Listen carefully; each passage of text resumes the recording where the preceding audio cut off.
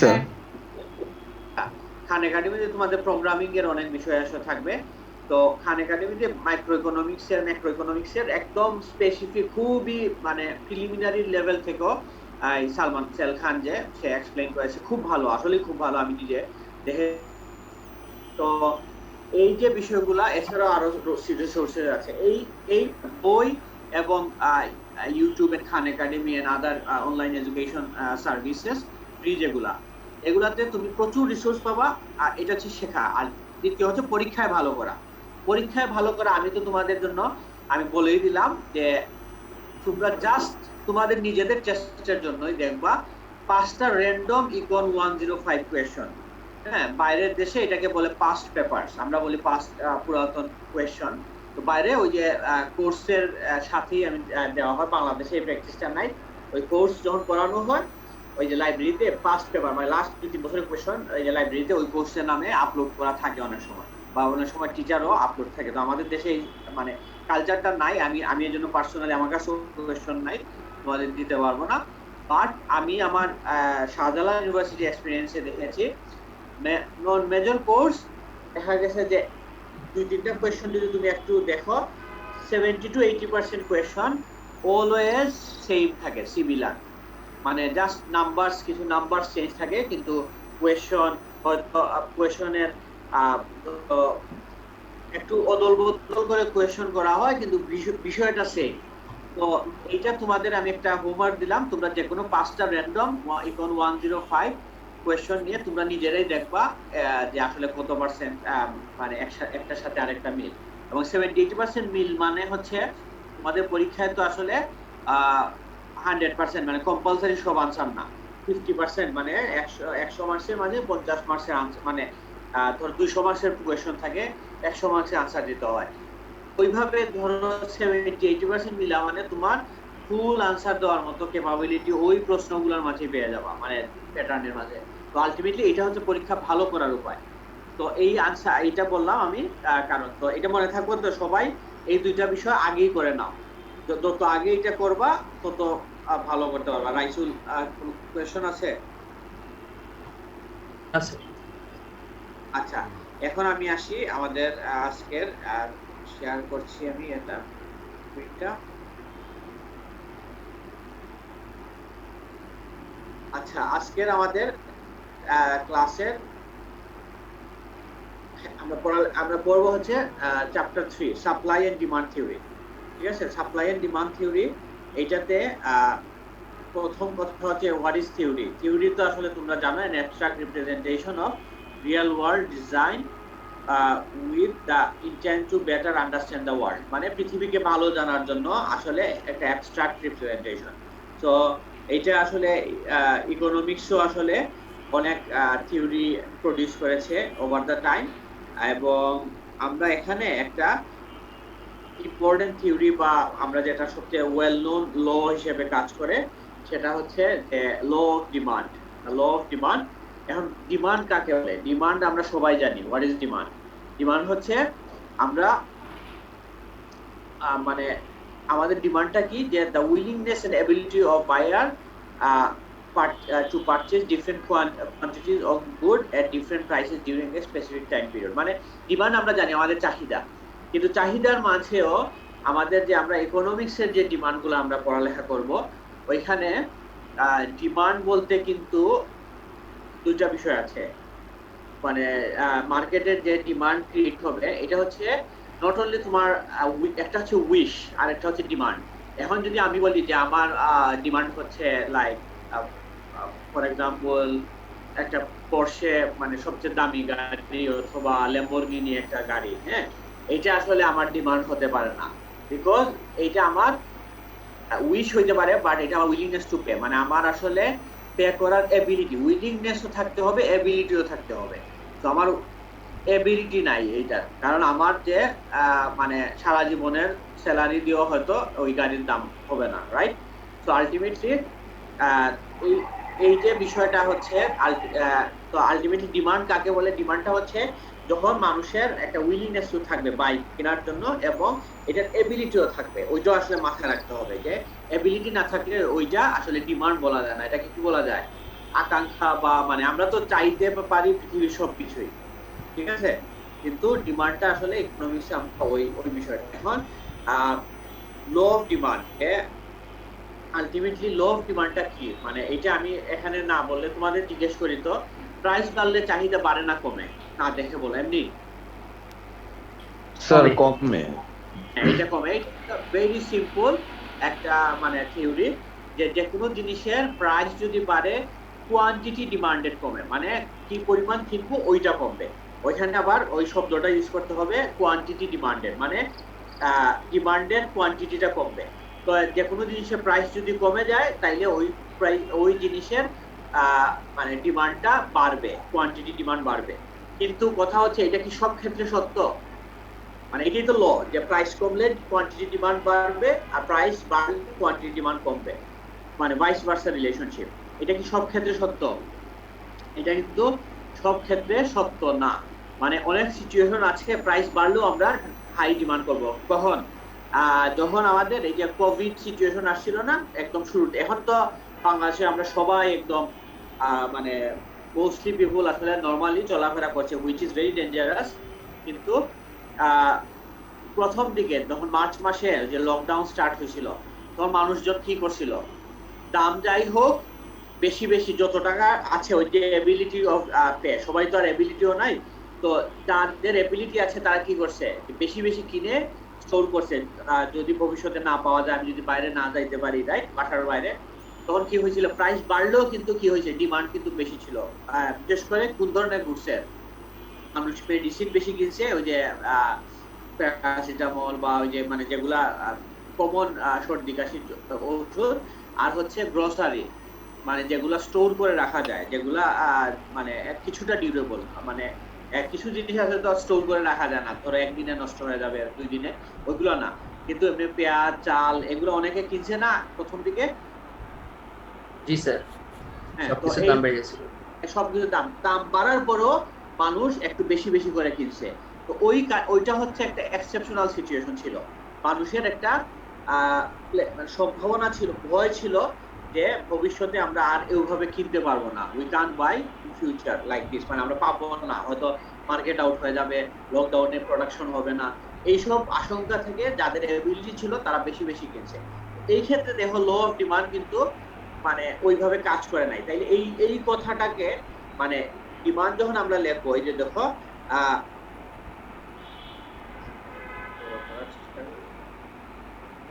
এখানে দেখো লো অফ ডিমান্ডে দেখো, as the price of a good rises the quantity demanded of the goods falls, আমরা এটা তো বললাম আমি, and as the price of a good falls the quantity demanded of the good rises। এরপরে কমা দিয়ে একটা শব্দ লেখা হয়েছে, দুটো শব্দ, কি লেখা বলো তো? ceteris paribus।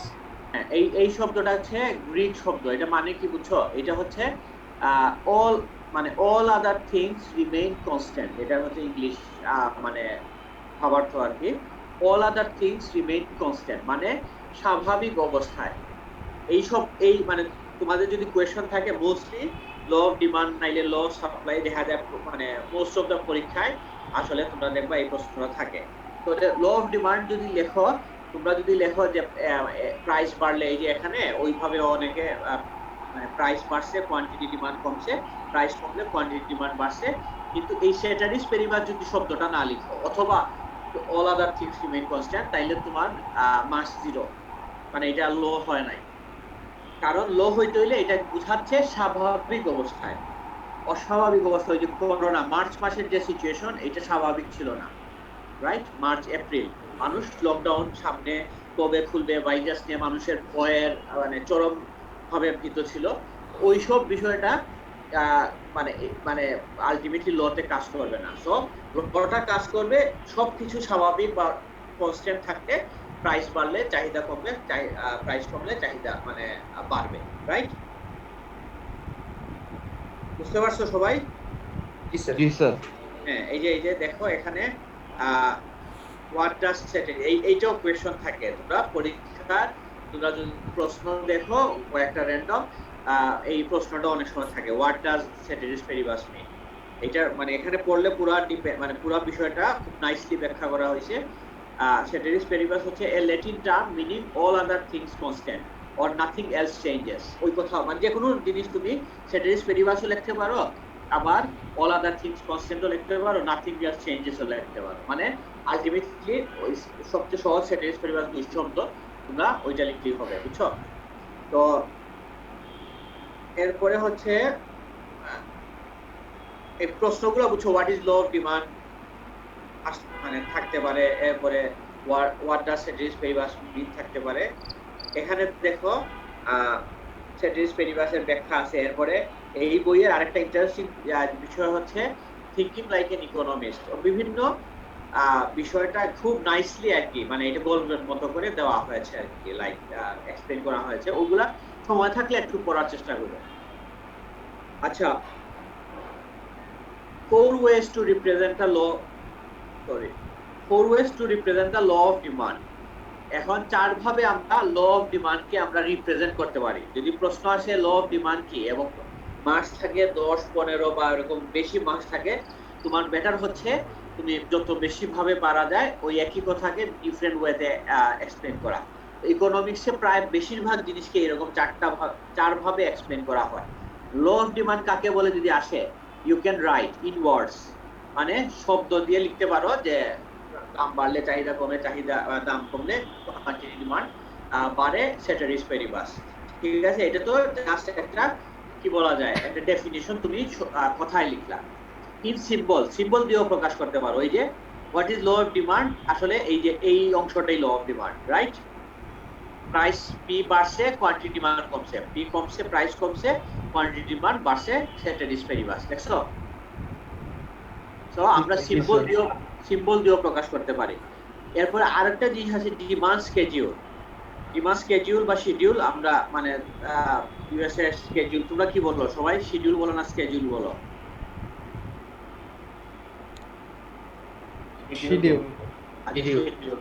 আচ্ছা শিডিউল এখন মানে ওয়ার্ল্ডের বেশিরভাগ দেশ ইভেন ব্রিটিশরাও বা অস্ট্রেলিয়াও দেখছে স্কেডিউলটা এখন বেশি ইউজ করে শিডিউলের বাইরে আচ্ছা ইউএসএ তো স্কেডিউল মানে তারা শিডিউল বললে আমি দেখছি আমি যত মানে এমনি কথাবার্তা বলছি যে যখন তারা শিডিউল মানে প্রথমে মানে ধরতেই পারে না মানে তারা এত বেশি মানে স্কেডিউলটা প্রচলিত আর কি আচ্ছা তো এটা ডিমান্ড শিডিউল অর স্কেডিউল মানে এটা হচ্ছে আমরা টেবল দিয়ে দেখানো আর কি যে টেবল দিয়ে নাম্বার দিয়ে প্রাইস 5 টাকা 10 টাকা এরকম করে আর কোয়ান্টিটি ডিমান্ড কি পরিমাণ আমরা একটা টেবল দিয়ে প্রকাশ করতে পারি আর আরেকটা হচ্ছে এজ এ ডিমান্ড কার্ভ আমরা একটা কার্ভ বা গ্রাফ একেও প্রকাশ করতে পারি এখন দেখো আমরা চার ভাবে প্রকাশ করতে পারি একটা হচ্ছে ওয়ার্ড দিয়ে একটা হচ্ছে সিম্বল দিয়ে একটা হচ্ছে টেবল দিয়ে ডিমান্ড স্কেডিউল দিয়ে আর একটা হচ্ছে ডিমান্ড কার্ভ দিয়ে মানে আলটিমেটলি গ্রাফ মানে ফিগার একে আর কি তো ডিমান্ড কার্ভ হচ্ছে একটা গ্রাফিক্যাল রিপ্রেজেন্টেশন আচ্ছা এখন এই যে দেখো ডিমান্ড শিডিউল এখানে একটা দ্রব্য এই যে বাম দিকে দেখো এখানে এক্সিবিট 1 এন্ড ডিমান্ড কার্ভ এখন ডিমান্ড শিডিউলটা কি এই যে দেখো প্রাইস 4 টাকা 3 টাকা 2 টাকা 1 টাকা কোয়ান্টিটি ডিমান্ড এটা ধরো যে কোনো দ্রব্য হতে পারে এই দ্রব্য মানে 4 টাকা $4 যদি দাম হয় তাইলে কোয়ান্টিটি ডিমান্ড হচ্ছে একজন লোক 10টা কিনবে এটার দাম যদি $3 হয় মানুষ 20টা কিনবে মানে যেহেতু দাম কমছে বেশি কিনবে $2 যদি হয় মানুষ 30টা কিনবে 30 $1 যদি হয় 40টা কিনবে বুঝছো কি দেখতেছো যে এদিকে দাম কমছে আর এদিকে কোয়ান্টিটি ডিমান্ড বাড়ছে অথবা উল্টা দিক থেকে যদি দেখো এই নিচ থেকে উপর দিকে দাম বাড়তেছে নিচ থেকে উপর দিকে কোয়ান্টিটি ডিমান্ড কমতেছে রাইট এখন ওই পয়েন্ট যদি দেখো এ পয়েন্ট এ তে $4 দাম কোয়ান্টিটি ডিমান্ড হচ্ছে 10 পয়েন্ট বি তে হচ্ছে $3 কোয়ান্টিটি ডিমান্ড 20 পয়েন্ট সি তে $2 কোয়ান্টিটি ডিমান্ড 30 পয়েন্ট ডি হচ্ছে $1 কোয়ান্টিটি ডিমান্ডের হচ্ছে 40 সো এখানে তুমি দেখো তো গ্রাফে এই যে দেখো পয়েন্ট এ মানে যেহেতু এটা রিলেশনশিপটা কি ইনভার্স না নেগেটিভ রিলেশনশিপ না প্রাইসের সাথে চাহিদার মানে প্রাইস বাড়লে চাহিদা কমতেছে তো রিলেশনটা নেগেটিভ সো যে কোনো নেগেটিভ রিলেশনশিপের স্লোপটাও নেগেটিভ হয় এই যে ডাউনওয়ার্ড স্লোপিং বুঝছো এখন তুমি দেখো তো এই যে পয়েন্ট এ তে দেখো এই যে এই পয়েন্ট এ যখন দামটা $4, এই যে প্রাইস, অলওয়েজ মনে রাখবা গ্রাফ যখন আঁকবা প্রথম দিকে এই যে ওয়াই অ্যাক্সিস এক্স অ্যাক্সিস দিলা, ওই যে প্রাইস লিখলাম। এবং ইকোনমিক্সে সারপ্রাইজিংলি, মানে সারপ্রাইজ না আসলে এইটাই, মানে একটা নর্ম, এটার কোনো ইয়ে না, অলওয়েজ প্রাইস হচ্ছে ওয়াই অ্যাক্সিসে ইউজ করা হয়। ব্যাপারটা বুঝছো?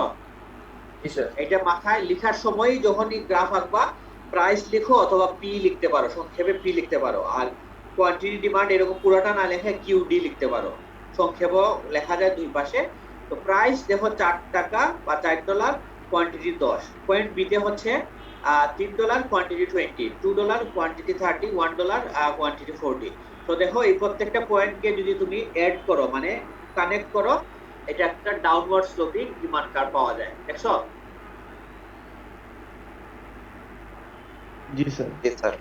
এইটাই হচ্ছে ইয়ে। আচ্ছা, আর হচ্ছে আরেকটা কনসেপ্ট আছে আমরা খুব ইকোনমিক্সে আমরা বেশি ইউজ করি, একটা হচ্ছে অ্যাবসলিউট প্রাইস আর রিলেটিভ প্রাইস।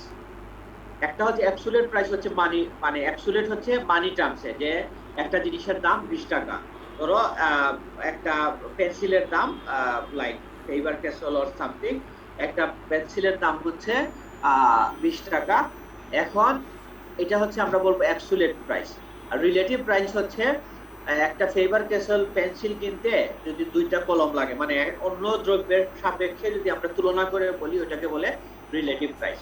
এটা জাস্ট আমি ছোট্ট সংজ্ঞা বললাম, এটা মানে খুব এখানে ট্রু প্রাইসেস নিয়ে কথা আছে। আচ্ছা, এখন আমরা why does quantity demanded go down as price go up, এটা কারণটা কি?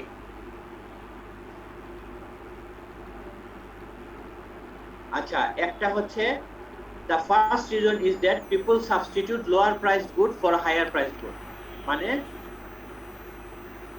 দেখা যায় যে বেশি, মানে কম দামের জিনিস মানুষে বেশি কিনতে চায়, substituted by high price good, মানে অদল বদল হয়। আর একটা রিজন হচ্ছে law of diminishing marginal utility. এখন এই জিনিসটা কি, এটা ইম্পর্টেন্ট।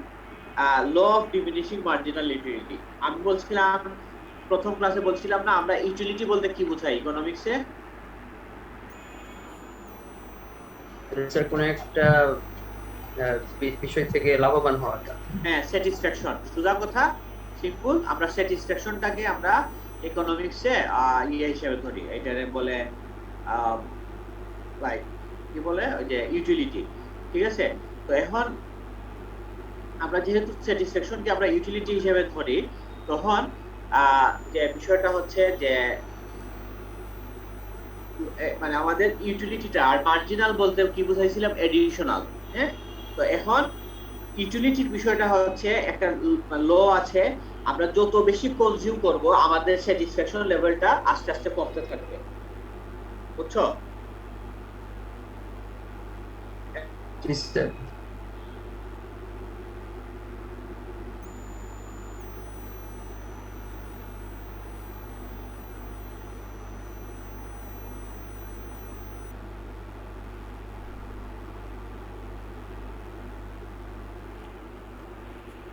একটা সেকেন্ড, হ্যাঁ একটা মিনিট ব্রেক।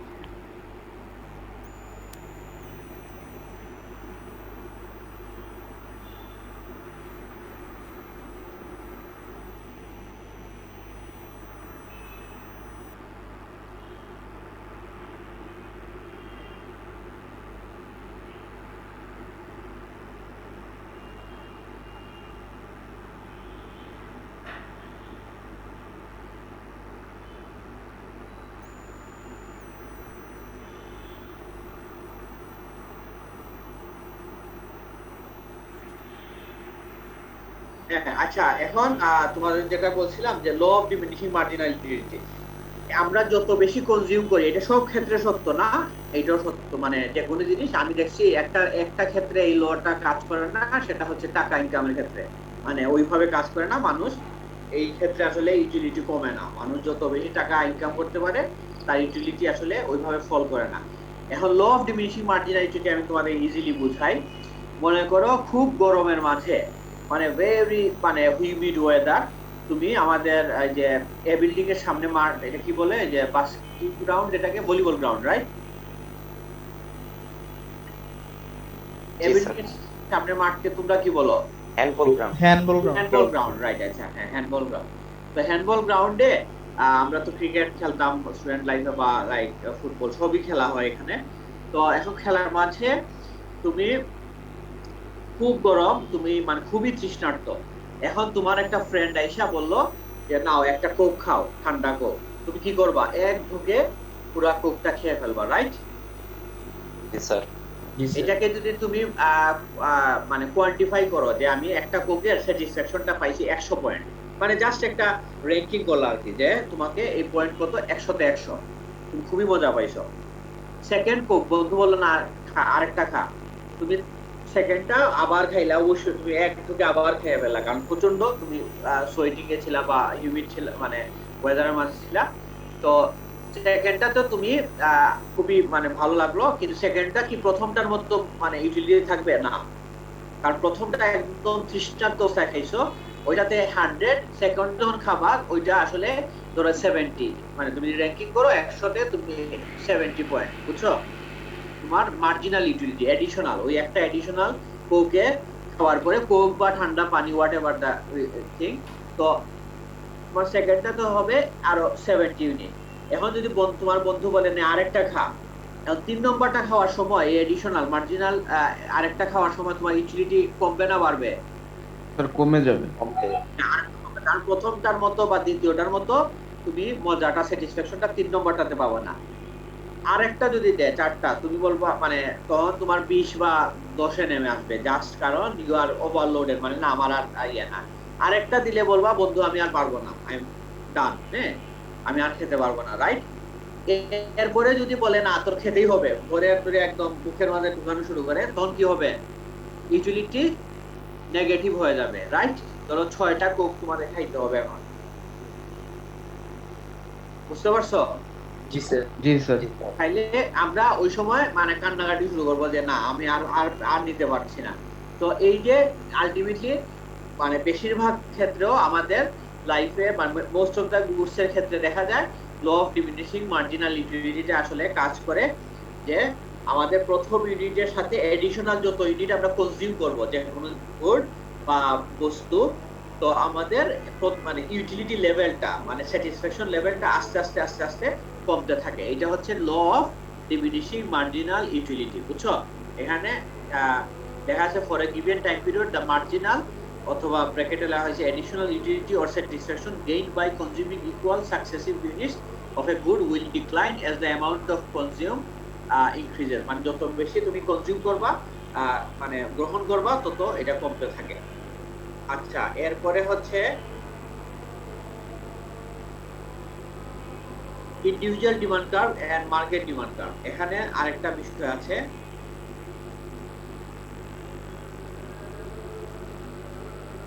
একটা আছে ইন্ডিভিজুয়াল ডিমান্ড। ধরো তুমি তোমার কোয়ান্টিটি ডিমান্ড, এই যে এখানে গ্রাফ দেখো, মানে এটা হচ্ছে তুমি 12 টাকা হইলে 4টা ইউনিট কিনতেছো, 11 টাকা হইলে 5টা, মানে 1 টাকা কমলে আরো 1 ইউনিট বাড়তেছে। আরেকজনের ক্ষেত্রে তোমার ফ্রেন্ড 12 টাকা হইলে 5 ইউনিট কিনতেছে, 11 টাকা হইলে 6 ইউনিট কিনতেছে, এরকম করে আদার বায়াস, মানে এটা হচ্ছে জোনস, এটা হচ্ছে স্মিথ, রাইট? এটা ধরো রাইসুল, এটা হচ্ছে নূর। তো এই ক্ষেত্রে আর ধরো এখানে নিশাত বা মাহি, মানে এভরিওয়ান এলস তোমাদের ক্লাসে এটা সবার ডিমান্ড, এই সবগুলাকে যোগ করলে আমরা কি পাচ্ছি দেখো, এখানে আমরা যখন সবার ডিমান্ড যোগ করব তাইলে 12, এই যে দেখো প্রাইসের অংশটা সেম, প্রাইসটা যোগ হবে না 12 টাকা এবং 11 টাকা, কিন্তু কোয়ান্টিটিতে আমরা কি করব, অ্যাড করব। কোয়ান্টিটি অ্যাড করলে এই যে জোন্স, স্মিথ 4, 5 এবং এখানে 100, সব মিলে 109, মানে পুরো মার্কেটে, মানে পুরাই ধরো তুমি মদিনা মার্কেট বা আখালি, এখানে ধরো 12 টাকায় টমেটো বিক্রি হয়। টমেটো বিক্রি হইলে তুমি 12 টাকা হইলে তুমি 4 কেজি কিনতেছো, 11 টাকা হইলে ধরো 5 কেজি কিনতেছো। বা আলু হইতে পারে, টমেটো না আলু, আমরা আলুটা আমরা প্রিজার্ভ বেশি দিন করতে পারি। 12 টাকা যদি আলুর কেজি হয়, ধরো জোন্স কিনবে বা রাইসুল কিনবে 4 কেজি, ঠিক আছে? এটা যদি 1 টাকা কমে যায় কেজি 11 টাকা, তখন সে চিন্তা করবে আচ্ছা আমি তাহলে 5 কেজি কিনি। তাইলে এইভাবে নূর যদি কিনে 12 টাকা যদি কেজি হয়, সে কিনবে 5 কেজি, 11 টাকা হইলে সে কিনবে 6 কেজি, মানে আর ধরো এই ক্লাসে সবাই বা সুরমা বাসিক এলাকায় যারা থাকে এরা গিয়ে আখালি মার্কেটে যখন দেখবো 12 টাকা সবাই মিলে 100 কেজি কিনবে, আর 11 টাকা হইলে সবাই মিলে 130 কেজি। তাইলে এটা হচ্ছে এই তিনটা সবারটা যদি যোগ করা হয় তাইলে পুরা আখালি বা মদিনা মার্কেট এলাকায় আসলে আমরা একটা বা আখালি এলাকায় একটা ডিমান্ড আইডিয়া করতে পারি যে 12 টাকা যদি আলুর দাম হয়, আখালির মানুষ এই অঞ্চলের মানুষ 109 কেজি আলু কিনবে। যদি 11 টাকা হয় তাইলে এই অঞ্চলের মানুষ 141 কেজি কোয়ান্টিটি ডিমান্ড করবে। বুঝছো, এটা হচ্ছে মার্কেট ডিমান্ড। সব ইন্ডিভিজুয়াল ডিমান্ড গুলাকে যখন আমরা যোগ করব, এড করব, তখন আমরা পাবো কি মার্কেট ডিমান্ড। হ্যাঁ, শাহরিয়ার মেল বলো।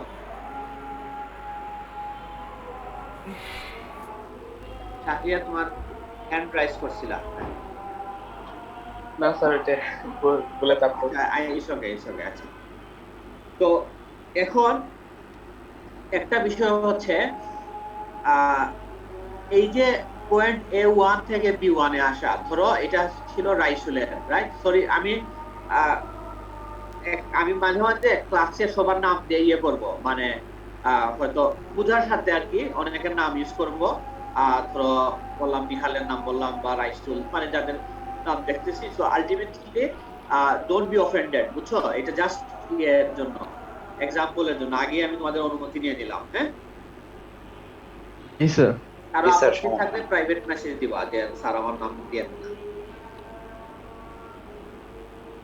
ওকে, তো এনিওয়ে, তো এখন আপনি ইয়ে করেন, একটা সেকেন্ড। আচ্ছা, তো এখন এরপরে হচ্ছে চেঞ্জিং দুইটা বিষয় আছে। এইটা কোয়েশ্চন প্রায় মানে আমি দেখছি মানে মোটামুটি সবাই প্রশ্ন করলে এই ধরনের প্রশ্ন আছে যে what is change in quantity demanded versus change in demand. এই দুইটা কিন্তু আলাদা কথা, এখন এইটা নিয়ে কনফিউজ হয় না। একটা হচ্ছে চেঞ্জ ইন কোয়ান্টিটি ডিমান্ডেড, আর একটা হচ্ছে চেঞ্জ ইন ডিমান্ড। দেখো এখানে কোয়ান্টিটি শব্দটা নাই এবং ডিমান্ডেড না, মানে আলটিমেটলি এটা দুইটা কিন্তু ভিন্ন জিনিস। এবং এই ধরনের প্রশ্ন পরীক্ষায় থাকে, what is change in demand and what is change in quantity demanded. তো এইটার হচ্ছে এই যে এটা আমি বলছিলাম রাইসুলের ডিমান্ড কার্ভ, আলু সে যখন বাজারে ধরো পটেটো আলু কিনতে যায়, তো এই ক্ষেত্রে রাইসুল 12 টাকা হইলে 4 কেজি কিনতেছে, 11 টাকা হইলে 5 কেজি কিনতেছে, রাইট? এই যে এটা হচ্ছে তার ইন্ডিভিজুয়াল ডিমান্ড কার্ভ। সো এটার দাম যদি 11 টাকা থেকে 5 টাকায় নেমে আসে, সে করেসপন্ডিং এখানে যদি একটা লাইন টানো, সে আরো বেশি আলু কিনবে, রাইট? এটা হচ্ছে তার। সো সে কিন্তু মুভ করতেছে পয়েন্ট A1 থেকে B1, C1, D1, মানে এই কার্ভের মাঝে মুভমেন্ট, একটা কার্ভের মাঝে মুভ হচ্ছে। তো একটা কার্ভের মাঝে মুভ হওয়াটা কে মুভ হচ্ছে? এটা হচ্ছে রাইসুল। তার বর্তমান উইলিংনেস টু পে এবং এবিলিটি টু পে সাপেক্ষে সে আলুর দামের ডিফারেন্স হইলে সে এই পরিমাণ কিনতেছে। তো এইটা হচ্ছে চেঞ্জ ইন কোয়ান্টিটি ডিমান্ড, মানে ডিমান্ডেড, মানে একই কার্ভের মাঝে যখন মুভমেন্ট অ্যালং দা ডিমান্ড কার্ভ, মানে একটা কার্ভে যখন মুভ সে করবে সেটাকে বলে change in quantity demand. But মাঝে মাঝে ওভারঅল ডিমান্ড বেড়ে যায়, মানে পুরো ডিমান্ড কার্ভটা শিফট করে রাইটওয়ার্ড, মানে ডিমান্ড বাড়তে পারে অথবা ডিমান্ড কমতে পারে, মানে পুরো কার্ভ সামনে মানে উপরে এবং নিচে চলে আসে, ওইটাকে বললে চেঞ্জ ইন ডিমান্ড। এখন চেঞ্জ ইন ডিমান্ডটা কখন হয় আমি তোমারে বলি। মনে করো এই হচ্ছে 12 টাকা দিয়ে সে রাইসুল 4 কেজি আলু কিনবে, 11 টাকা হইলে সে 5 কেজি আলু কিনবে। তো তার ডিমান্ড কার্ভটা এখানেই ঘোরাফেরা করতেছে। তার এই ডিমান্ড কার্ভটা কিসের ভিত্তিতে হচ্ছে? যে তার যে ইনকাম আছে, স্যালারি আছে, মানে বাবা মার কাছে যে টাকা পায় হোয়াটএভার, এটা তার পুরো পার্সোনাল ইনকাম, ওই টাকা দিয়ে সে এই পরিমাণ কিনাটা তার প্রেফার করতেছে, রাইট? এখন সামহাউ রাইসুলের পুরো ইনকামটাই ডাবল হয়ে গেল। ধরো সে একটা সফটওয়্যার ফার্মে ইন্টার্ন হিসেবে কাজ করতেছে, তার টাকা দ্বিগুণ বাড়াইয়া দেওয়া হইলো। এখন এই ক্ষেত্রে সে 12 টাকা হইলো, সে 4 কেজির জায়গায় হয়তো 6 কেজি কিনবে। ব্যাপারটা বুঝছো? মানে পুরো ডিমান্ডটাই শিফট করবে তার যদি ইনকাম বেড়ে যায়। সো একটা কথা মনে রাখবা, যে এটা পড়লে আরো বুঝবা, বা আমি আরো যখন সামনে যাব একটা জিনিস মাথায় রাখবা, যে চেঞ্জ ইন কোয়ান্টিটি ডিমান্ড হচ্ছে শুধুমাত্র প্রাইসের চেয়ে একটা ফ্যাক্টর। মানে এই যে কার্ভের মাঝে ঘোরাফেরা হচ্ছে, এটা হচ্ছে একটা ফ্যাক্টরের জন্য, শুধুমাত্র প্রাইস বাড়া এবং কমা, আর কিছু না। কিন্তু পুরো ডিমান্ড কার্ভ বাইরে চলে যাওয়া, ভিতরে শিফট আউটওয়ার্ড ইনওয়ার্ড মানে নিচে এবং উপরে, এটা হয় আদার দেন প্রাইস ফ্যাক্টর।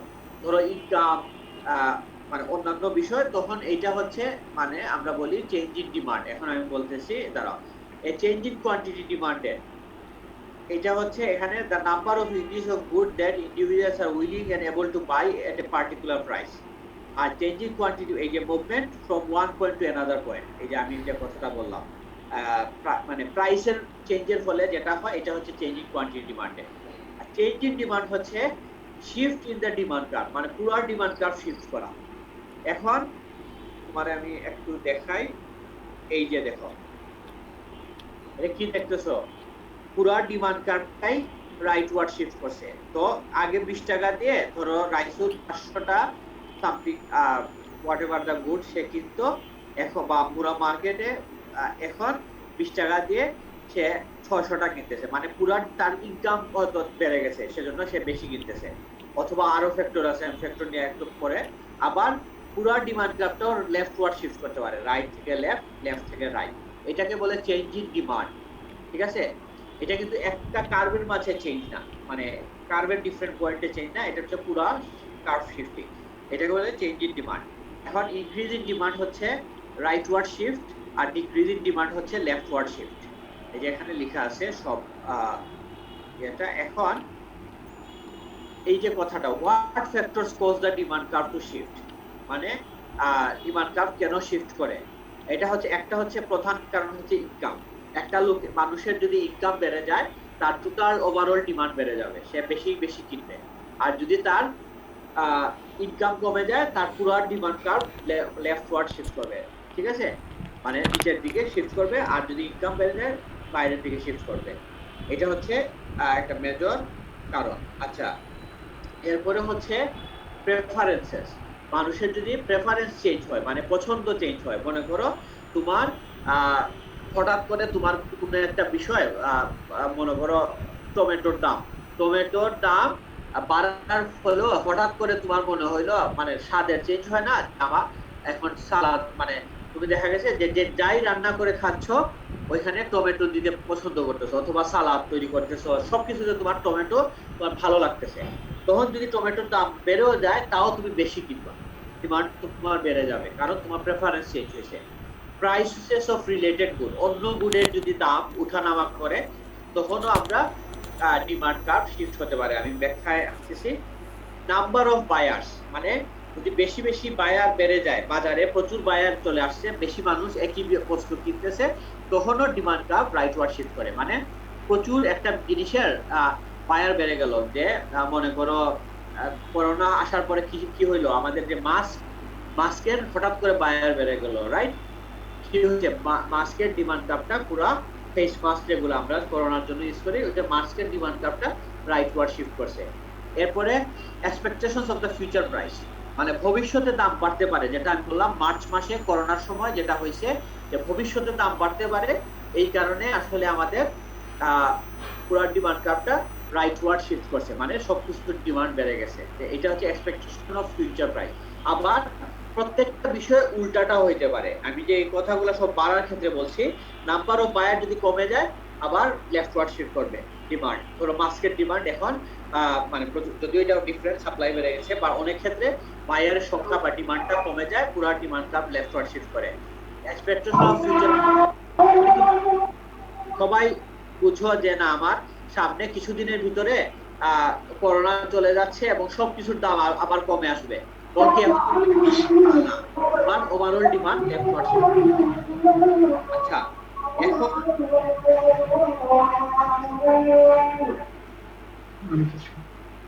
এখন তোমাদের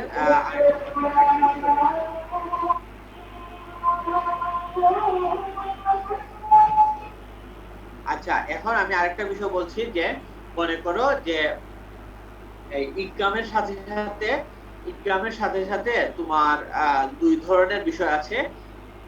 একটা গুডকে আমরা বলি নরমাল গুড। ইনকাম বাড়লে সব গুডের কিন্তু চাহিদা বাড়ে না, ঠিক আছে? ইনকাম বাড়লে সব গুডের চাহিদা বাড়ে না। ইনকাম বাড়লে কোনো গুডের, মানে বেশিরভাগ গুডের চাহিদা বাড়ে, আবার কোনো গুডের চাহিদা উল্টা কমে যায়। নরমাল গুড হচ্ছে কি, a good the demand for which rises as income rises, মানে আমরা যেসব গুডগুলা, যেসব দ্রব্য আমাদের ইনকাম বাড়লে আমরা বেশি কিনি ওগুলোকে বলে নরমাল গুড, আর যেসব দ্রব্যের ইনকাম কমলে আমরা কম কিনি এগুলো হচ্ছে নরমাল গুড। ইনফেরিয়র গুড কি? ইনফেরিয়র গুড আমরা বাংলায় আসলে ওই যে অর্থনীতিতে অনেকে নিকৃষ্ট দ্রব্য লিখে, a good the demand for which falls as income rises, মানে ইনকাম বাড়লে আসলে ওই দ্রব্যের আসলে ডিমান্ড কমে যায়। এরকম কোনো এক্সাম্পল দিতে পারবা যেটা ইনকাম বাড়লে আসলে ডিমান্ড কমে যায়? লো কোয়ালিটির যে কোনো আইটেম হয়, যেমন Right. কম দামের রাইস, যেটা অথবা হ্যাঁ। কম দামের আলু, অথবা কম দামের কাপড়।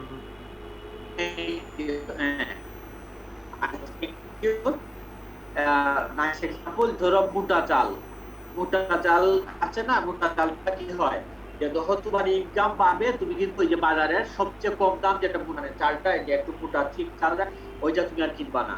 তাহলে মোটা চালের ক্ষেত্রে তোমার ইনকাম বাড়লে তুমি ওইটাকে সুপেরিয়র ভাবতেছো না ইনফেরিয়র। এরকম তুমি যেটা নুন যেটা বললা, ধরো তোমার ইনকাম বাড়লে আমরা ধরো টেম্পোরারি যে ফার্স্ট ইয়ারে মেসের লাইফ স্টার্ট করে ধরো কোনো মানে একটা যে কোনো ধরনের খাট ইউজ করে, এরপর একটা টেবল খুব দামি না, কারণ একটা হচ্ছে টেম্পোরারি আর একটা হচ্ছে ইনকাম কম থাকে ওই সময়। কিন্তু যখন ওভার দ্য টাইম তোমার ইনকাম বাড়বে, তুমি যখন একটা ভালো সফটওয়্যার ইঞ্জিনিয়ার হবা, ভালো জব পাবা, দেখবা তুমি ভালো কোয়ালিটির বেড ফ্রেম কিনতেছো, ভালো কোয়ালিটির ফার্নিচার কিনতেছো, তো আলটিমেটলি ওই যেগুলো কম দামি জিনিস সেগুলো তোমার জন্য ইনফেরিয়র হয়ে যাবে। তুমি দাম ইনকাম বাড়ার সাথে সাথে এগুলো আর এগুলোর ডিমান্ড তোমার কাছে থাকবে না। ঠিক আছে? ঠিক ওইভাবে বাংলাদেশের যদি ওভারঅল ইনকাম বাড়ে, বাংলাদেশের অনেক দ্রব্য আসলে মার্কেট আউট হয়ে যাবে, মানুষ আর এগুলা কিনবে না। ব্যাপারটা বুঝতে পারছো? এটা হচ্ছে নরমাল আর ইনফেরিয়র গুড, এটা হচ্ছে ইনকামের সাথে। আর আরেকটা হচ্ছে এটা হচ্ছে এক ধরনের ব্যাখ্যা। আর আরেকটা দ্রব্য হচ্ছে সাবস্টিটিউট আর কমপ্লিমেন্ট। সাবস্টিটিউট দ্রব্য আর কমপ্লিমেন্ট, এটা হচ্ছে দুইটা মনে রাখবা। What is substitute? সাবস্টিটিউট আমরা জানি কোক আর পেপসি, এটা হচ্ছে সাবস্টিটিউট। মানে খুবই কম মানুষ আছে একদম স্ট্রিক্টলি না আমি কোক ছাড়া পেপসি খাবো না। আর আমি জেনারেল সাধারণভাবে কোক এবং পেপসি দুইটাই আসলে আমার কাছে একই ধরনের কলা প্রোডাক্ট, মানে যেটা, আর অথবা ফ্যান্টা এন্ড মিরিন্ডা একই ধরনের না, আরো কি আছে ওইরকম সিমিলার। তো দেখা যায় যারা ফান্টা পছন্দ করে বা স্প্রাইট আর কি আছে, সরি মিরিন্ডা না, স্প্রাইট আর কোনটা, 7 আপ।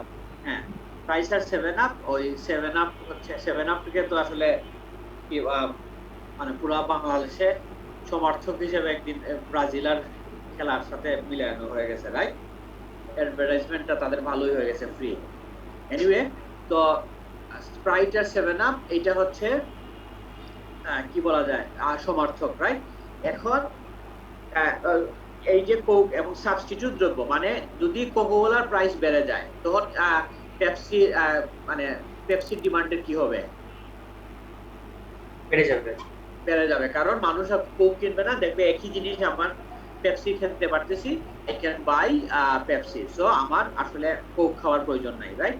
এরপরে হচ্ছে এটা হচ্ছে তো সাবস্টিটিউট দ্রব্যের ক্ষেত্রে একটা দ্রব্য যদি বাড়ে তোমার ক্লোজ সাবস্টিটিউটের ডিমান্ড বেড়ে যাবে, মানে অন্যটা তোমার মানে ওই দ্রব্যের ডিমান্ড বাড়বে না, তার সাবস্টিটিউট দ্রব্যের ডিমান্ড বেড়ে যাবে, রাইট? আর কমপ্লিমেন্ট হচ্ছে মানে একটা ছাড়া আরেকটা চলে না, যেমন টেনিস এবং টেনিসের বল, অথবা ধরো আমরা ব্যাডমিন্টন খেলি, ব্যাডমিন্টন কোর্ট যেটা, অথবা তোমাকে কি বলা যায় মানে মনে করো মোটরসাইকেল বা গাড়ি এবং পেট্রোল। তো এই ধরনের জিনিস হচ্ছে একটা ছাড়া আরেকটা চলে না। তো এখন একটার দাম যদি বাড়ে অন্যটার কি হয়ে যায়, অন্যটারও ডিমান্ড ফল করে। ব্যাপারটা বুঝছো? কারণ এইটাকে বলে কমপ্লিমেন্ট দ্রব্য, তো সাবস্টিটিউট এন্ড কমপ্লিমেন্ট। তো ওই যে এই প্রশ্নটা তোমরা মোটামুটি প্রায় জায়গায় থাকে যে ultimately what is demand, what is the law of demand, what are the difference between quantity demand, changing quantity demand and changing demand, and what are the factors of demand. ওই যে দেখো এটা হচ্ছে ওভারঅল ডিমান্ড, সরি কোশ্চেনটা এই জায়গায় এই কোশ্চেনটা খুবই common. what factors cause the demand curve to shift, মানে ডিমান্ড কার্ভটা শিফট কিভাবে করে। প্রাইসে কিন্তু শিফট করে না, প্রাইস বাড়া কমায় ওই যে একই কার্ভে মুভমেন্ট হয়। আর এই আদার ফ্যাক্টরস গুলাকে পুরো কার্ভটাকেই rightward and leftward shift করতে পারে। তো এইটা হচ্ছে একটা। এখন আমরা নেক্সট আজকে ক্লাস একটু করে 1 ঘন্টা হয়ে গেলে শেষ করে দিব, নামাজও যারা পড়বা। আচ্ছা, তো এই যে movement and factors and shift factor এগুলা নিয়ে কথা আছে। এখন আছে আরেকটা বিষয় হচ্ছে সাপ্লাই, ল অফ সাপ্লাই। একই জিনিস এখন যা বলবো আলটিমেটলি ল অফ ডিমান্ডে যা বলছি তাই আসলে almost similar, just in the opposite way. ব্যাপারটা বুঝছো? জি স্যার। যখন আমরা ডিমান্ড কার্ভ নিয়ে চিন্তা করব তখন তোমরা নিজেকে একজন কনজিউমার বা ক্রেতা হিসেবে চিন্তা করবা, আর যখন আমরা ল অফ সাপ্লাই নিয়ে চিন্তা করব তখন নিজেকে একজন ফার্মার বা উৎপাদক বা সেলার হিসেবে চিন্তা করবা। বুঝছো? তখন জিনিসটা বুঝতে সুবিধা হবে, মানে টেবিলের এই পাশ এবং এই পাশ। বুঝছো? জি স্যার। যখন ল অফ সাপ্লাই নিয়ে চিন্তা করবা তুমি বিক্রেতা, আর যখন ল অফ ডিমান্ড নিয়ে চিন্তা করবা তুমি তখন ক্রেতার ভিউ পয়েন্ট থেকে চিন্তা করবা, তখন তোমরা সহজে বিষয়গুলো বুঝতে পারবা। তো ল অফ সাপ্লাইটা কি? ল অফ সাপ্লাই হচ্ছে যদি প্রাইস বাড়ে কি বাড়বে? কোয়ান্টিটি সাপ্লাই বেড়ে যাবে। প্রাইস কমলে কোয়ান্টিটি সাপ্লাই কমে যাবে। সেটারিস পেরিপাস। ব্যাপারটা বুঝতে পারছো? জি স্যার। তো স্বাভাবিকভাবে মনে করো একজন ধরো মাছের দাম, ধরো ফিশ মার্কেট, বাংলা নদী মার্কেটও আছে বা কাজির বাজার, বন্দর বাজার, যারা ফিশ মানে মাছ বিক্রি করে, বাজারঘাট। তো এইসব ক্ষেত্রে কি হবে? আলটিমেটলি যখন মাছের ধরো একজন চাষি, মানে মাছ চাষি বা জেলে, উনি নদী থেকে মাছ ধরে বা পুকুর থেকে মাছ ধরে, থেকে মাছ ধরে, ক্ষেত্রে আমাদের কি হতে পারে? আলটিমেটলি যখন সে শুনলো যে না বাজারে আজকে মাছের দাম অনেক বেশি বেড়ে গেছে, তখন সে সকালবেলা কি করবে? বেশি বেশি মাছ ধরবে, রাইট? ইনফরমেশন যখন পাবে সে বেশি মাছ ধরে বাজারে যাবে, কারণ সে জানবে যে আজকে মাছের দাম বেশি বাজারে, আমি বিক্রি করলে বেশি লাভ করতে পারবো, আমার আয় বেশি হবে, তো আমি বেশি সাপ্লাই নিব। এইভাবে সে একা না, অনেকেই আসলে ওইভাবে বেশি সাপ্লাই নিয়ে যাবে। বাট সে যদি জানে যে বাজারে দামটা কম, তাইলে সে কি আজকে বেশি মাছ দিবে? সে যদি মনে করে যে না ভবিষ্যতে আরো দাম বাড়বে, তাইলে আজকে সে বেশি মাছ নিয়ে বাজারে যাবে না, রাইট? ওইভাবে আসলে সাপ্লাইটা আসলে কাজ করে। তো ল অফ সাপ্লাই হচ্ছে এবং বিক্রির ক্ষেত্রেও সেম। প্রাইস যদি বাড়ে বিক্রেতা বেশি বিক্রি করবে, প্রাইস কমলে বিক্রেতা কম বিক্রি করবে। সেটারিস পেরিবাস। অন্যান্য সকল অবস্থা ওই একই ক্ষেত্রে ওই যদি এমন যদি হয় যে ভবিষ্যতে দাম কমে যাবে, তখন বিক্রেতা চাইবে যা আছে সব তাড়াতাড়ি বিক্রি করে খালি করে দিতে। এবং সাপ্লাই কার্ভ যেহেতু রিলেশনশিপ পজিটিভ না নেগেটিভ, প্রাইস বাড়লে সাপ্লাই বাড়ে, কোয়ান্টিটি সাপ্লাই, তাহলে এটা রিলেশনশিপটা পজিটিভ রিলেশনশিপ। স্লোপটা হবে কি? Positive slope. পজিটিভ স্লোপ হইলে এটা আপওয়ার্ড স্লোপিং হয়, রাইট?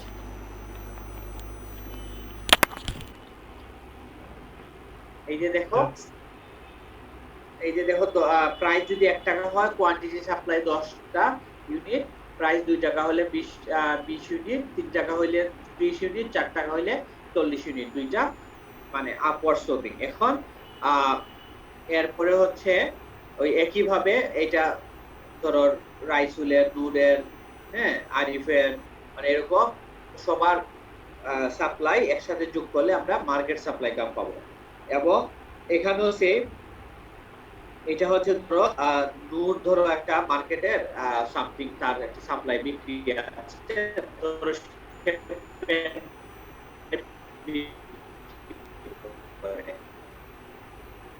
ঠিক আছে? তো বিক্রি করে এই ক্ষেত্রে দাম যত দাম বাড়বে, এবং এই যে movement along the supply curve, এটা হচ্ছে চেঞ্জ ইন কোয়ান্টিটি সাপ্লাই। আর যদি পুরা supply curve rightward shift করে তাহলে এটা হচ্ছে change in supply, leftward shift করলে চেঞ্জ ইন সাপ্লাই। এখন এই একই বিষয়গুলা মানে এখানে সুন্দরভাবে ব্যাখ্যা দেওয়া আছে। What factors cause the supply curve to shift. এখন এই ক্ষেত্রে একটু ডিফারেন্স আছে। প্রাইস মানে ডিমান্ড শিফট করার ক্ষেত্রে কিছু ফ্যাক্টর, আর সাপ্লাই শিফট করার ক্ষেত্রে অন্য ফ্যাক্টরগুলো কাজ করে। প্রাইস অফ রিলেভেন্ট রিসোর্সেস, মানে অন্য রিসোর্সগুলার, মানে ধরো তুমি যে সাপ্লাই দিলা, তোমার যে ধরো তুমি তুমি একজন কৃষক, তোমার ধান উৎপাদন করতেছো, এখন তোমার রিলেভেন্ট রিসোর্সের সারের দাম কমে গেছে, তাইলে তুমি কি করতে পারবা, তোমার উৎপাদন খরচ কম হবে, তুমি বেশি সাপ্লাই দিতে পারবা, রাইট? তোমার সাপ্লাই গ্যাপটা রাইট ওয়ার্ড শিফট করবে। আর তোমার যদি রিসোর্সের দাম বেড়ে যায়, তোমার উৎপাদন খরচ বেড়ে যাবে, তুমি সাপ্লাই কম দিবা। এইটাই স্বাভাবিক। টেকনোলজি যদি ইমপ্রুভ হয় কি হবে, সাপ্লাই বেশি করতে পারবা, রাইট? জি স্যার। তারপরে হচ্ছে প্রাইস অফ আদার গুডস, অন্যান্য গুডের, ধরো think of a farmer who is producing wheat, suddenly the price of something he is not producing say corn rises relevant to wheat, তখন সে কি করবে, তার ধরো হঠাৎ করে একজন চাষি দেখলো যে সে তার ধরো মানে জমিতে আলটিমেটলি সে কি করতে পারে, লাইক ধান উৎপাদন করতে পারে অথবা সবজি উৎপাদন করতে পারে। হঠাৎ যদি দেখা যায় সবজির দাম বেড়ে গেছে বাজারে এবং লাভ বেশি, তখন সে তার ধান উৎপাদন বাদ দিয়ে ওইখানে সবজি চাষ শুরু করে দিবে, রাইট? তখন সবজির সাপ্লাইটা বেড়ে যাবে। নাম্বার অফ সেলার, যদি বিক্রেতা খুব বেশি হয়ে যায় তখন কি হবে, সাপ্লাই শিফট করবে রাইট ওয়ার্ড লেফট ওয়ার্ড এরকম। এরপরে expectation of the future price, একই জিনিস ক্রেতার ক্ষেত্রে ভবিষ্যতে দাম বাড়লে সে কি করবে, বেশি এখন কিনে ফেলবে ভবিষ্যতে, মানে যাতে ভবিষ্যতে বেশি দাম বাড়লে তার কিনতে না হয়। আর বিক্রেতার ক্ষেত্রে কি হয়, ভবিষ্যতে দাম বাড়লে সে স্টক করে রেখে দেয়। যদিও এটা আসলে খারাপ বিষয়, মজুদকারী আছে না, আমার বাংলাদেশে পেঁয়াজের স্টক করে, লবণের স্টক করে, হ্যাঁ, কাঁচামরিচ স্টক করে, শুনছো না এই জিনিসগুলা? জি স্যার। এটা কেন করে, যে এক্সপেকটেশন অফ ফিউচার প্রাইস, সে যদি দেখে যে এটার ক্রাইসিস দেখা দিবে সামনে, তাইলে সে স্টক করে রেখে দিয়ে ভবিষ্যতে বিক্রি করবে। তাইলে ভবিষ্যতে দাম যদি বাড়ে তাহলে এখন সাপ্লাই কমে যাবে, আর ভবিষ্যতে দাম যদি কমে যায় তাহলে এখন সাপ্লাই বেড়ে যাবে, সে চাইবে তার স্টক তাড়াতাড়ি শেষ করে দিতে। ট্যাক্সেস এন্ড সাবসিডিজ, মানে ট্যাক্স হচ্ছে কোন দ্রব্যের উপর ট্যাক্স, সরকার যদি ট্যাক্স আরোপ করে, আর সাবসিডি হচ্ছে দ্রব্যের মাঝে মাঝে কৃষকরা যখন মানে উৎপাদন করতে পারে না, সরকার মাঝে মাঝে তাদেরকে সাবসিডি দেয় যাতে কম দ্রব্যে, ধরো ফ্রি সার দিয়ে দিল, যে তোমার যত সার আছে উৎপাদনে এবং বীজ আছে এগুলো ফ্রি দিয়ে দিব, এটা এক ধরনের সাবসিডি। তো ট্যাক্স যদি সরকার বসায় তাইলে কি হবে, উৎপাদন খরচ বাড়বে, সাপ্লাই কম হবে। সাবসিডি দেয় যদি সরকার, মানে উল্টাটা, তখন তার খরচ কম হবে, সে বেশি সাপ্লাই করতে পারবে, বুঝছো?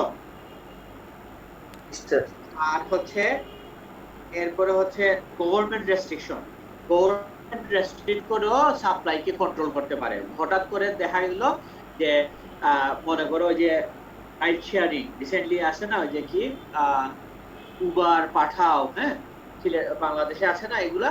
তো রিসেন্টলি আমি একটা নিউজ করলাম যে করোনার কারণে সরকার বিআরটিএ, এটা বাংলাদেশ রোড ট্রান্সপোর্ট অথরিটি বলছে 1100 কতটা রাইডার আসলে ইয়েতে থাকতে পারবে, মানে একসাথে মানে ওই যে চলাফেরা করতে পারবে, মানে এর বেশি যদি তুমি অ্যাপে মানে অ্যাপ্রুভ করো তাইলে তোমাকে ফাইন দিতে হবে। মানে সরকার কিন্তু সাপ্লাই ইয়ে করে দিল, রেস্ট্রিক্ট করে দিল, সাপ্লাইকে বাড়তে দিল না, সাপ্লাই কমায় দিল। আবার যদি এটা ফ্রি থাকে, সরকার যদি রেস্ট্রিকশন উঠায় নেয়, তাহলে আরো বেশি বেশি ড্রাইভার বা পার্টম্যান যারা চালায় এরা ইয়েতে আসবে, বাজারে আসবে, তাইলে সাপ্লাই বেড়ে যাবে। সো গভর্নমেন্ট রেস্ট্রিক্ট করে পেঁয়াজের দাম থেকে যে কোনো বিষয়ে প্রোডাকশন সে সরকার চাইলেই কমাতে পারে এবং বাড়াতে পারে, বুঝছো? যদিও সরকারের উদ্দেশ্য থাকে সাধারণ জনগণের বেটারমেন্ট, এটাই হচ্ছে সরকারের কাজ। এই হচ্ছে সাপ্লাই গ্রাফ শিফটের কারণ। এবং এই চেঞ্জ ইন সাপ্লাই, এই যে versus change in quantity supply. তো এই যে দেখো কোয়ান্টিটি সাপ্লাই চেঞ্জ একটা শিফট করে প্রাইসের উঠানামার ফলে, আর পুরো সাপ্লাই গ্রাফ শিফট করে এই যে এখানে দেখো গ্রাফে সুন্দর করে এই যে 60টা পয়েন্ট আছে, এই যে একটা কার্ভের মাঝে মুভমেন্ট হয় একটাই কারণ, একটা ওন প্রাইস বাড়ার ফলে, আর শিফট হয় এই যে price of relevant resource technology, এই প্রত্যেকটা জিনিসের ফলে। তো তোমরা এগুলা খুব নাইসলি বইও এক্সপ্লেন করা আছে, একবার পড়লেই আসলে দেখতে পারবা।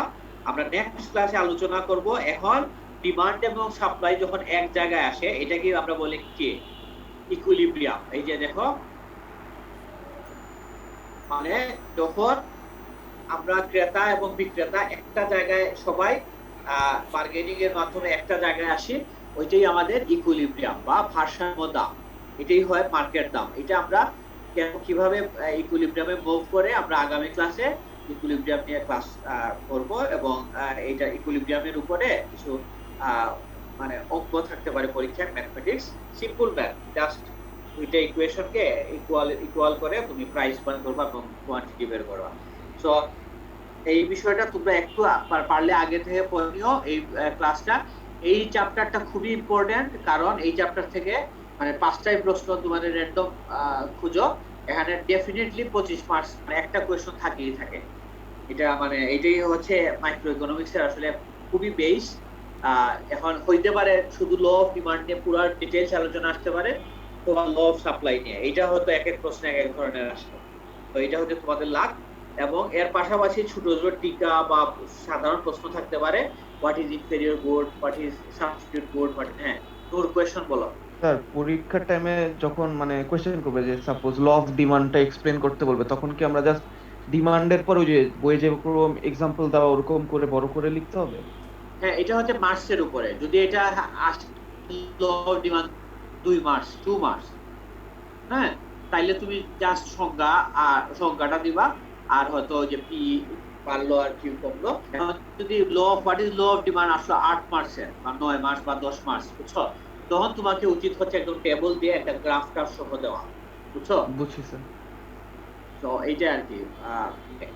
আর মানে প্রশ্নের উপরে তোমরা ওই যে প্রশ্নগুলা কালেক্ট করো, এটা মানে রিভিউ ক্লাস যখন হবে সামনাসামনি, আমি ওইগুলা এক্সপ্লেন করব যে আসলে মানে কোন প্রশ্নে কিভাবে আনসার করতে হবে, জাস্ট ভালোর জন্য, মানে তোমরা যাতে বুঝতে পারো আর কি, কনফিউজ না হও।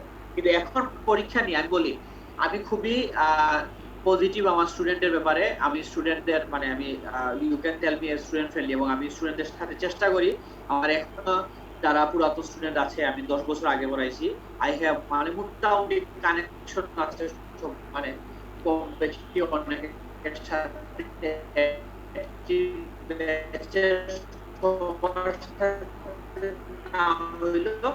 চার পাঁচ জনের সাথে আমি তো তোমার পরীক্ষার খাতায় লিখতে পারবো না তোমার, বাট আলটিমেটলি বিষয়টা হচ্ছে তোমরা জানতে হবে। আমি যদি তুমি পরীক্ষায় ভালো বলা কিন্তু ইকোনমিক্সটা জানলা না, ইকোনমিক্সটা শিখতেছো কিন্তু ফর ইওর লাইফ।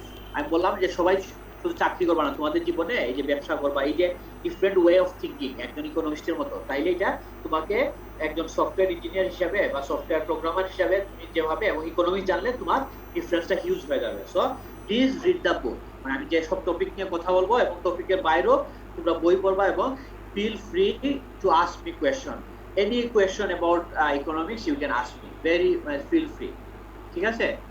যত কমপ্লেক্স কোয়েশ্চনই হোক ইউ ক্যান আস্ক মি, ওকে।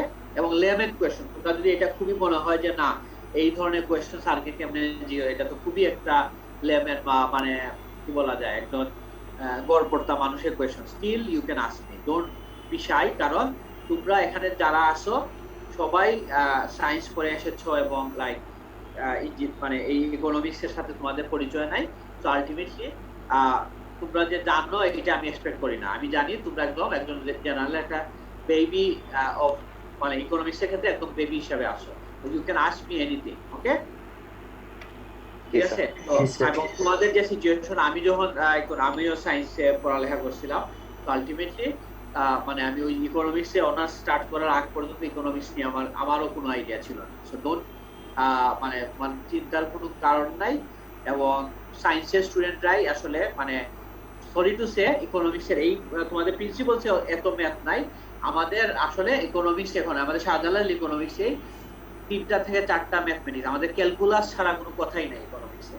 মানে মাস্টার্সে আমি যে এবার একটা কোর্স নিচ্ছি মনিটারি ইকোনমিক্স, আমি আচ্ছা রেকর্ডিংটা অফ করে নেই, এটা অফ দ্য ট্র্যাক। এরপর যারা নামাজ পড়তে চাও ইউ ক্যান লিভ। এখন আমি আর মানে পরীক্ষা সংক্রান্ত কথা, যারা বাইরে নামাজ পড়তে চাও, আচ্ছা এনিওয়ে তোর কোয়েশ্চন করো।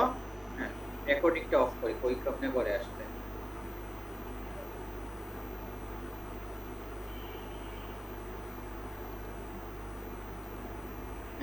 নূরের কোয়েশ্চনটা করো এখন। ভুলে হাত তো ঠিক আছে। আচ্ছা, তো এনিওয়ে এখন যেটা হচ্ছে যে তোমরা এই যে ইকোনমিক্সে এখন মাস্টার্সে যে আমি কোর্সটা নিচ্ছি, ওইটা হচ্ছে পুরোটাই হচ্ছে ধরো ডাইনামিক ক্যালকুলেশন বলে আর কি। তো ইকোনমিক্স পুরোটা হচ্ছে ম্যাথ নির্ভর হয়ে গেছে, ক্যালকুলাস নির্ভর। মানে ওই কোর্স যেটা পড়াচ্ছি ওইটার ক্লাসে স্টার্ট হয় অ্যাজিউম একটা ইকুয়েশন দিয়ে এবং শেষ হয় এক একটা চ্যাপ্টার ধরো মানে 35 থেকে 40টা ইকুয়েশন, ক্যালকুলাস, ইন্টিগ্রেশন থাকে, ডিফারেন্সিয়েশন থাকে, বুঝছো? তো ইকোনমিক্সটা মোর মানে ইকোনমিক্সের যারা টপ ইকোনমিক্স ওয়ার্ল্ডের এখন যারা নোবেল লরেট, এদের এখন 60 to 70% হচ্ছে ইঞ্জিনিয়ারিং। দেখা যায় তারা আন্ডারগ্রেড ছিল ইঞ্জিনিয়ার অথবা ফিজিক্স অথবা ম্যাথমেটিক্সে অনার্স করা, এরাই পিএইচডি করে ইকোনমিক্সে, এবং এখন পুরো ইকোনমিক্সটা আসলে ম্যাথমেটিক্যাল ইকোনমিক্স হয়ে গেছে, বুঝছো? সো আলটিমেটলি তাই ইনাফ, এবং কিছু গ্রাফ এবং সিম্পল ম্যাথ থাকবে, কিছু থাকবে না, বাট ভালো করে বুঝতে পারো। পুরোস হয়তো তোমরা বড় বড় সফটওয়্যার ফার্মের মালিক হবা, স্টক মার্কেটে আসবা, তোমাদের হ্যাঁ অনেক টাকা, মানে আলটিমেটলি এগুলোর জন্য তোমাকে ভালো করে ইকোনমিক্সটা বুঝতে হবে। আচ্ছা, এনিওয়ে আদার দেন এখন যাদের ইন্টারনেটের ধরো টাকা দিয়ে ইউজ করতেছো, ইউ ক্যান লিভ। আর কোনো কোয়েশ্চন থাকলে 5-10 মিনিট তোমরা কোয়েশ্চন করতে পারবে, এনি টাইপ কোয়েশ্চন আদার দেন ক্লাস, এনিথিং।